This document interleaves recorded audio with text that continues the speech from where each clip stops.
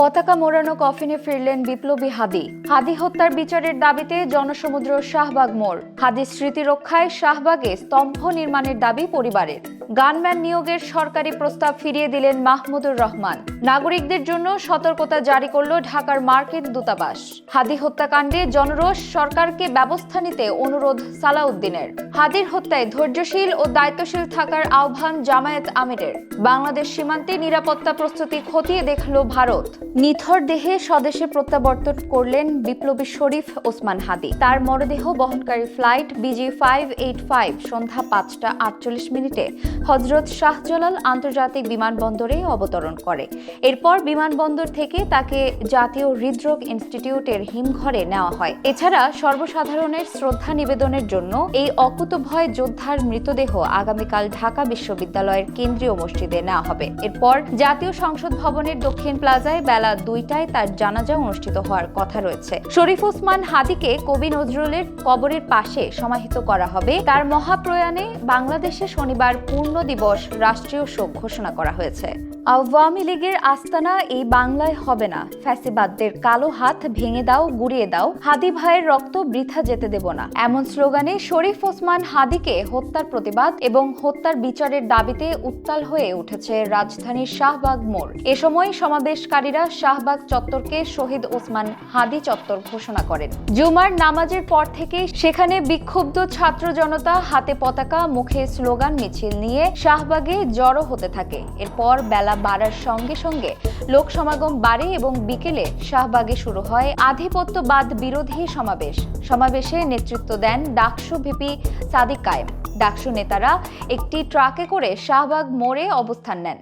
আন্দোলনকারীরা দ্রুত বিচার, গ্রেফতার ও রাষ্ট্রীয় দায় স্বীকার না হওয়া পর্যন্ত কর্মসূচি চালানোর ঘোষণা দেন। ইনকিলাব মঞ্চের মুখপাত্র শরীফ ওসমান হাদির অকাল মৃত্যুতে তার স্মৃতি রক্ষায় শাহবাগে স্তম্ভ নির্মাণের দাবি জানালো পরিবার। হাদির জন্মস্থান ঝালকাঠির নলছিটির খাসমহলে। সাংবাদিকদের সঙ্গে আলাপকালে এই দাবি তোলেন তার ছোট বোন জামাই আমির হোসেন হাওলাদার। তিনি বলেন, হাদির উত্থান হয়েছিল শাহবাগ থেকে, তাই সেই শাহবাগেই যেন তার একটি স্মৃতিস্তম্ভ নির্মাণ করা হয়। এছাড়া তার কাব্যগ্রন্থগুলো পাঠ্যপুস্তকে অন্তর্ভুক্ত করা এবং স্কুল কলেজের সিলেবাসে তার জীবনী সংযুক্ত করার দাবি জানান তিনি। একই সঙ্গে ওসমান হাদির হত্যাকারীদের দ্রুত আইনের আওতায় এনে দৃষ্টান্তমূলক বিচারের দাবি জানিয়ে তিনি বলেন, বিচার না হওয়া পর্যন্ত আমরা রাজপথ ছাড়ব না। হাদির মতো একজন মেধাবী মানুষ আগামী 55 বছরেও জন্মাবে কিনা সন্দেহ। সারা দেশের মানুষের মনে হাদির জন্য যে ভালোবাসা তৈরি হয়েছিল তা এমনি আসেনি। এটি ছিল তার দীর্ঘদিনের অর্জন। গানম্যান দেয়ার সরকারি প্রস্তাব ফিরিয়ে দিলেন আমার দেশ পত্রিকার সম্পাদক মাহমুদুর রহমান। সরকারের পক্ষ থেকে তাকে নিরাপত্তায় গানম্যান দেয়ার প্রস্তাব দেওয়া হলে জবাবে তিনি বলেছেন, আমি সিদ্ধান্ত নিয়েছি সরকারের কাছ থেকে কোনো নিরাপত্তা নেব না। এর আগে সরকারের পক্ষ থেকে এসবি প্রধান নিরাপত্তা দেওয়ার বিষয় নিয়ে মাহমুদুর রহমানের সঙ্গে কথা বলেন। এরপর ফোনো আলাপ হিসেবে আবার এসবির পক্ষ থেকে আমার দেশের একজন কর্মকর্তাকে মেসেজ দিয়ে বলা হয়, স্যারের নির্দেশনা হলো দ্রুত ভিআইপি মহোদয়দের নিকট গানম্যান প্রেরণ করা। যদি সম্মতি দিতেন স্যার, তাহলে দ্রুত সময়ে আপনার ঠিকানায় আমরা গানম্যান প্রেরণ করতে পারতাম। তিনি বিনয়ের সাথে এই প্রস্তাব ফিরিয়ে দেন।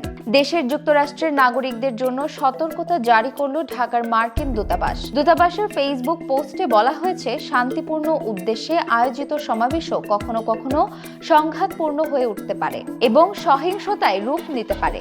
তাই বিক্ষোভ এড়িয়ে চলুন এবং যে কোনো বড় সমাবেশের আশেপাশে অতিরিক্ত সতর্কতা অবলম্বন করুন। শরীফ ওসমান হাদির মৃত্যু এবং তার জানাজা সংক্রান্ত বিশাল জনসমাবেশকে কেন্দ্র করে এই সতর্কতা জারি করা হলো। ইতিমধ্যে ঢাকায় পৌঁছেছে শরীফ ওসমান হাদির মরদেহ। তার জানাজা আগামীকাল জোহরের পর জাতীয় সংসদ ভবনের সামনে মানিক মিয়া এভিনিউতে অনুষ্ঠিত হওয়ার কথা রয়েছে। এর ফলে ঢাকা জুড়ে ভারী যানজট এবং জনসমাগমের কারণে নিরাপত্তার ঝুঁকি তৈরি হতে পারে।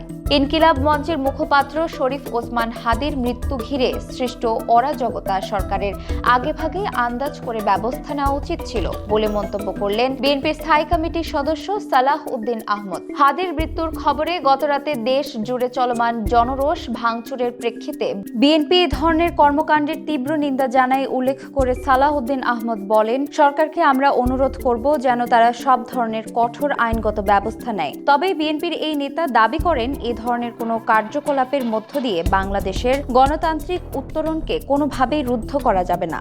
পাশাপাশি তিনি অভিযোগ করেন, কিছু নির্দিষ্ট লক্ষ্যের স্থান আগে থেকেই নির্ধারণ করা হয়েছিল। এছাড়াও তারেক রহমানের আগমন উপলক্ষে আয়োজিত কর্মসূচি প্রসঙ্গে বলেন, এটি কোনো জনসভা নয়। তারেক রহমান জনগণের সামনে উপস্থিত হবেন, জনগণকে ধন্যবাদ ও কৃতজ্ঞতা জানাবেন। শরীফ ওসমান হাদির জীবনের নিরাপত্তা নিশ্চিতে রাষ্ট্রের ব্যর্থতায় গভীর ক্ষোভ প্রকাশ করে উদ্ভূত পরিস্থিতিতে দেশবাসীর প্রতি ধৈর্য ও দায়িত্বশীল আচরণের আহ্বান জানিয়েছেন জামায়াতে ইসলামের আমির ডক্টর শফিকুর রহমান। শুক্রবার গণমাধ্যমে পাঠানো এক বিবৃতিতে তিনি ওসমান হাদির হত্যাকাণ্ডের সঙ্গে জড়িতদের দ্রুত চিহ্নিত করে আইনের আওতায় এনে দৃষ্টান্তমূলক শাস্তি নিশ্চিত করার দাবি জানান।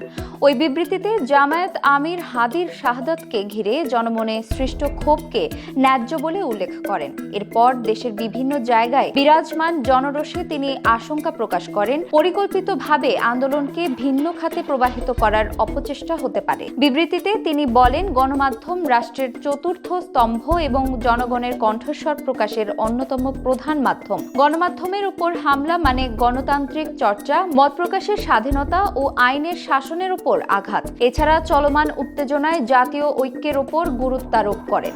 বাংলাদেশে সাম্প্রতিক উত্তেজনার মধ্যে সীমান্তে নিরাপত্তা ব্যবস্থা জোরদার করছে ভারত। এই প্রস্তুতির অংশ হিসেবে ত্রিপুরা রাজ্যের সীমান্ত এলাকায় ভারতীয় সেনাবাহিনী, আসাম রাইফেলস ও সীমান্তরক্ষী বাহিনী বিএসএফ এর শীর্ষ কর্মকর্তারা চলমান অপারেশনাল প্রস্তুতি, নিরাপত্তা পরিস্থিতি পর্যালোচনা করেছেন। দেশটির ইস্টার্ন কমান্ডের বিবৃতিতে বলা হয়েছে, সেনাপ্রধান সীমান্ত সুরক্ষায় সব স্তরের সদস্যদের নিষ্ঠা ও সতর্কতার ভূয়সী প্রশংসা করেন। এ বিষয়ে ত্রিপুরার মুখ্যমন্ত্রী মানিক সাহা বলেন, সীমান্ত নিরাপত্তা জোরদার করা হয়েছে এবং যে কোনো পরিস্থিতি মোকাবিলায় রাজ্য পুরোপুরি প্রস্তুত। তিনি আরও জানান, রাজ্য সরকার পরিস্থিতির উপর ঘনিষ্ঠ নজর রাখছে এবং কেন্দ্রীয় সরকারকে নিয়মিত অবহিত করছে। বাংলাদেশের সীমান্তে ভারতীয় সেনা, আসাম রাইফেলস ও বিএসএফ সদস্যদের সমন্বয়ে মাঠ পর্যায়ের প্রস্তুতি খতিয়ে দেখার বিষয়টিও নিশ্চিত করা হয়।